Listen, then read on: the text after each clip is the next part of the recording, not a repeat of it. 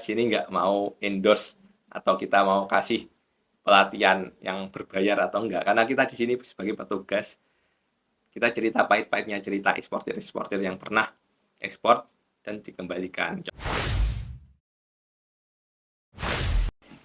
Assalamualaikum warahmatullahi wabarakatuh. Halo Blaster, jumpa lagi dengan aku Tika di Blast Bea Cukai Blitar Podcast. Nah, mengulas dari episode sebelumnya, kita sudah pernah bahas ya, kalau tugas Bea Cukai itu salah satunya mengatur lalu lintas barang yang keluar ataupun masuk dari dan ke Indonesia. Hari ini nih kita mau bahas khusus tentang ekspor nih. Kita mau bahas lebih jauh mulai dari sebenarnya apa sih perbedaan ekspor dan impor, terus siapa aja yang bisa melakukan ekspor, kemudian syarat-syarat yang dibutuhkan kalau orang mau ekspor tuh apa aja sih? Di sini kita juga akan bahas sebenarnya bea cukai ini perannya apa dalam ekspor. Dan yang paling penting, fasilitas apa aja yang dimiliki bea cukai untuk mendukung program UMKM Go Ekspor. Nah, di sini kita sudah mendatangkan narasumber yang pastinya kompetensi di bidang kepabeanan ini sudah tidak diragukan lagi. Kenapa? Karena beliau ini sebelum di kantor Bea Cukai Blitar sudah lebih dari 7 tahun bertugas di Bea Cukai Priok, kantor pelayanan utama yang merupakan kantor pelayanan terbesar yang ngurusin ekspor impor di Indonesia. Langsung saja kita sapa narasumber hari ini nih. Halo Mas Zen, gimana kabarnya hari ini? Alhamdulillah baik. Gimana kabar Mbak Tika? Alhamdulillah, saya sehat, Mas. Nah, Mas Zen, ini kita akan bahas tentang ekspor nih, karena banyak banget konsultasi yang datang ke kantor kita, secara langsung maupun melalui media sosial nih. Kita mau bahas dulu nih yang pertama. Sebenarnya perbedaan ekspor dan impor itu apa, Mas? Baik, terima kasih Mbak Tika atas pertanyaannya. Sebenarnya konsep ekspor sama impor itu simple. Kalau ekspor itu mengeluarkan barang dari Indonesia ke luar negeri. Kalau impor mengirim barang dari luar negeri ke Indonesia. Atau kita biasanya mengenal bahasa istilah daerah pabean. Jadi kalau misalnya ekspor itu mengeluarkan barang dari daerah pabean keluar daerah pabean, kalau impor memasukkan barang dari luar daerah pabean ke dalam daerah pabean. Seperti itu. Oke, selanjutnya sebenarnya siapa aja, Mas, yang boleh melakukan ekspor ini?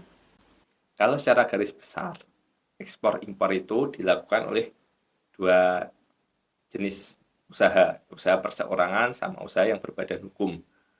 Hanya saja kalau usaha yang perseorangan ini biasanya diatasnamakan PJT, pengusaha jasa titipan, karena memang barangnya kecil, dan karena kecil itu oleh PJT dikumpulkan menjadi satu, banyak, untuk menghemat biaya pengiriman. Kalau misalnya yang kalau misalnya yang namanya badan hukum, kalau badan hukum itu biasanya yang memang tonasenya udah banyak, tonasenya udah bertonton atau mungkin kuintal. Biasanya batasannya kalau tidak salah itu 30 kg. 30 kilogram ya. Jadi kalau ekspor di bawah 30 kilogram itu perseorangan aja boleh. Nanti untuk segala sesuatu persyaratan kepabeannya diurus oleh PJT tersebut. Ya. Tapi kalau yang badan hukum itu yang 30 kilogram ke atas. Jadi mereka ekspornya mandiri gitu ya, Mas ya? Ya benar. Sebenarnya lebih tepatnya bukan mandiri, Mbak Tika. Kalau berbadan hukum itu ada fasilitas-fasilitas Ada khusus. fasilitasnya, istimewanya di situ. Nah, iya benar. Karena kalau misalnya perseorangan itu nanti kan diatasnamakan PJT. Jadi ya fasilitasnya nggak bisa diberikan ke perseorangan. Nah, Mas Zen, sebenarnya untuk ekspor sendiri persyaratannya itu apa aja ya, Mas ya? Untuk ekspor dengan badan hukum sebenarnya simple. Yang pertama, tentu badan hukum itu harus sudah terdaftar. Yang kedua, NPWP. NPWP tentu NPWP atas nama badan hukum tersebut, bukan NPWP perseorangan ya, jangan sampai salah teman-teman. Dan yang ketiga, NIB. Nah, NIB itu nomor induk berusaha. Tentu NIB di sini harus NIB yang punya akses kepabeanan. Karena apa? NIB tersebut akan digunakan sebagai kegiatan sebagai nomor induk kepabeanan untuk kegiatan ekspor dan impor. Seperti itu. Hanya saja ada beberapa persyaratan tambahan ketika misalnya komoditi yang akan kita ekspor itu komoditi tertentu. Semisal komoditi pertambangan atau komoditi-komoditi yang memang sudah ada kementerian terkait yang mengatur. Gitu ya, Mas. Oke, berikutnya nih, Mas, pertanyaannya. Ada nggak sih tips untuk UMKM ini? Sebenarnya mereka tuh pingin ekspor, cuman bingung mau mulainya tuh dari mana gitu. Baik, jadi gini Mbak Tika, banyak dari kita orang Indonesia itu yang udah punya mindset ekspor itu sulit, ekspor impor itu sulit. Nah, sebenarnya kita mungkin harus ubah mindset tersebut. Sebenarnya ekspor impor itu ya sama seperti kita berdagang sama pedagang lokal, sama jual beli lokal. Tidak ada yang berbeda jauh, hanya melewati batas negara itu saja. Tentu konsepnya ya yang pertama ya adalah tentukan produk dulu. Oke, produk Pasti produknya apa? Kalau memang kita capable, apa namanya, kalau kita misalnya mempunyai produk yang memang bagus dan kita mengetahui dengan detail produk tersebut, kita memang mainnya di produk tersebut, itu bisa jadi salah satu modal untuk kita melakukan kegiatan ekspor. Dan tentu yang kedua, cari pasarnya. Nah, itu yang seringkali ada pertanyaan ke kami, Pak, oke lah, untuk kegiatan ekspornya itu mudah, tapi kita mau cari pembeli di luar negeri gimana? Ya sama seperti di sini, di Indonesia. Misalnya kita jualan bakso, kita nggak punya pasarnya, kita nggak punya calon pembeli, ya tentu kita nggak akan bisa jualan bakso tersebut. Jadi sebenarnya itu masih konsep dasar untuk kegiatan bisnis, produk, pasar, dan tentu lagi, misalnya kalau untuk pasar di luar negeri itu, kita jangan sampai lupa 3K. 3K itu ada kontinuitas, kualitas, sama kuantitas. Maksudnya gimana tuh, Mas? Jadi gini, misalnya kuantitas. Kita mau ekspor arang batok kelapa. Nah, pembeli di luar negeri mintanya yang tonase besar, misalnya 10 ton atau 20 ton. Sementara kita tidak bisa menyediakan sebesar itu. Atau mungkin kita kesulitan mencari barang sebanyak itu. Nah, ketika misalnya barangnya sudah ada, tentu dari 20 ton itu kualitasnya memang harus sesuai dengan yang dipersyaratkan oleh pembeli. Dan memang itu tidak boleh ditawar-tawar. Itu satu hal yang mutlak di luar negeri. Itu kualitas itu jadi nomor satu. Kita masih dengar kemarin pertengahan tahun 2022 ada satu produk kita diekspor di luar negeri, ternyata sampai di sana itu mengandung bahan yang melewati batas kadarnya BPOM di negara sono. Akhirnya apa? Dikembalikan lagi ke Indonesia. Waduh, rugi dong Mas ya? Ya, seperti itu. Jadi memang kita nggak boleh main-main sama kualitas.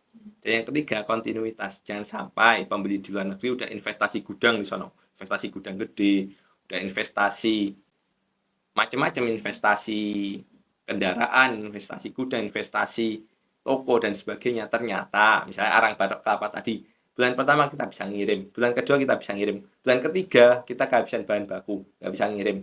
Yang kasihan apa? Pembeli di sono. Akhirnya dampaknya apa? Kredibilitas kita di mata pembeli luar negeri itu jadi diragukan. Jadi jangan sampai kita 3K ini kelewat.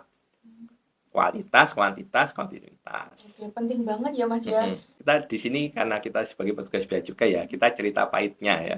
Kita di sini nggak mau endorse atau kita mau kasih pelatihan yang berbayar atau enggak. Karena kita di sini sebagai petugas, kita cerita pahit-pahitnya, cerita eksportir yang pernah ekspor dan dikembalikan. Contoh ikan. Ikan ternyata dikirim ke sono, kualitasnya ternyata ikannya tidak sesuai dengan berat bobot ikan yang disyaratkan oleh pembeli dari Jepang. Kan kalau untuk buat sushi itu ada persyaratannya. Ikannya harus seperti ini, seperti ini, seperti ini. Ternyata ikan yang kita kirim ke Jepang tidak memenuhi persyaratan, ya dibalikin. Jadi memang keras untuk perdagangan luar negeri itu untuk masalah kualitas itu memang kualitas, kuantitas, kontinuitas itu memang harus suatu hal yang perlu wajib diperhatikan. Tapi ada nilai plusnya nih Kak Tika. Apa nih? Tentu harganya. Kalau kita jualan di Indonesia mungkin harganya ya rata-rata standar. Tapi kalau kita jual di luar negeri, ketika orang sudah tahu bahwa memang kualitas barang kita bagus, tentu harganya kita kita bisa pasang harga yang lebih baik daripada ketika kita jualan di lokal. Oke, jadi itu tadi terkait tipsnya ya Mas ya? Atau ada tips lain nih? Tips lain banyak, tentu kalau yang tadi kan masih basic ya, basic seperti perdagangan kita sama pembeli lokal. Ya tentu kalau ekspor ya harus lengkapi perizinannya. Sama jangan salah, kalau ekspor itu malah sebenarnya nggak kena pajak bea masuk. Adanya biaya keluar, dan biaya keluar itu hanya dikenakan ke komoditi tertentu. Jadi sebenarnya jangan dibayangkan seperti impor. Kalau impor memang kita memasukkan barang dari luar negeri, ada pajak, ada biaya masuk, ada macam-macam lah. Memang tujuannya untuk melindungi pasar di dalam negeri. Tapi kalau ekspor, malah kita dorong, pemerintahnya malah mendorong ekspor, malah mayoritas itu nggak kena pajak. Gitu. Karena prospek cuannya lebih gede ya, Mas?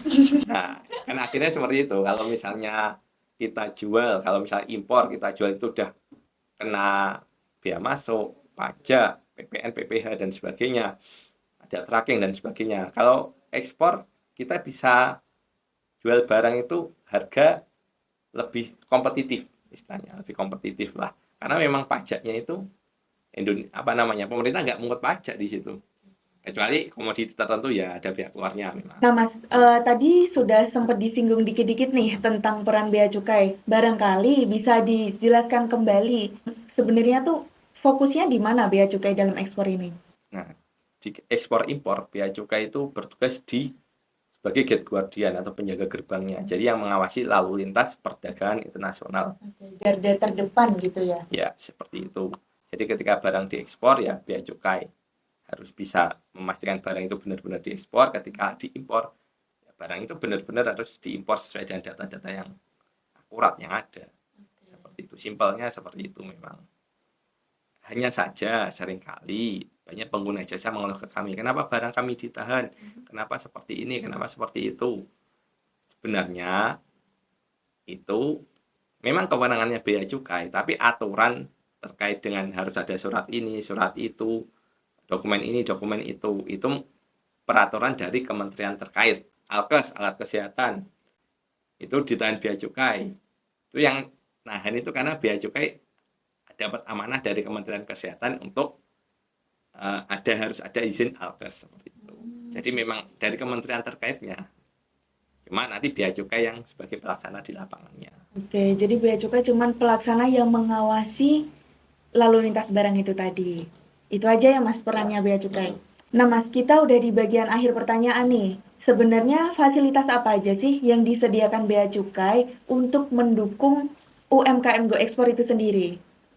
Kalau dari bea cukai sendiri ada KITIKM, ada kawasan berikat, sama klinik ekspor ini. Kalau klinik ekspor kan lebih banyak ke masalah konsultasi bagaimana ekspor. Kalau KITIKM itu kan artinya kemudahan impor tujuan ekspor. Jadi memang ada, kalau misalnya kita mau ekspor tapi butuh barang-barang yang diimpor, kita mau produksi misalnya katakanlah sepatu, tapi kainnya itu khusus dan itu hanya bisa didapatkan dari impor. Nah, itu bisa itu dapat fasilitas KITIKM. Kalau misalnya kawasan berikat mirip-mirip KITIKM, tapi ada beberapa prosedur yang berbeda seperti itu. Itu hanya dari bea cukai. Dari instansi lain ada misalnya, Indonesia itu sudah punya ratifikasi perjanjian, di mana ketika nanti barang ada aktivitas perdagangan di antara kedua belah pihak negara tersebut tidak dikenai bea masuk. Oke, barangkali ada lagi nih Mas fasilitasnya. Banyak sebenarnya, tapi kan itu sifatnya case per case. Kita harus tahu komoditas yang akan diekspor apa, lalu kita bisa kasih treatment seperti apa. Jadi memang harus bertanya. Kita kalau bahas di sini satu persatu nanti akan terlalu panjang. Terima kasih kepada Mas Zain sudah meluangkan waktu untuk berbagi ilmu bersama saya dan juga kepada Blaster di sini. Oh ya Blaster, jangan lupa buat subscribe, like, dan juga komen kalau kalian masih ada pertanyaan karena kita masih akan membahas ekspor di sesi berikutnya nanti. Kita akan sharing terkait kejadian-kejadian selama ekspor nih pahitnya tuh kayak gimana. Nah, kemudian lebih membahas fokus ke fasilitas-fasilitas yang ada buat UMKM Go Ekspor ini. Wabillahi taufiq wal hidayah. Wassalamualaikum warahmatullahi wabarakatuh. Terima kasih Mas Zain.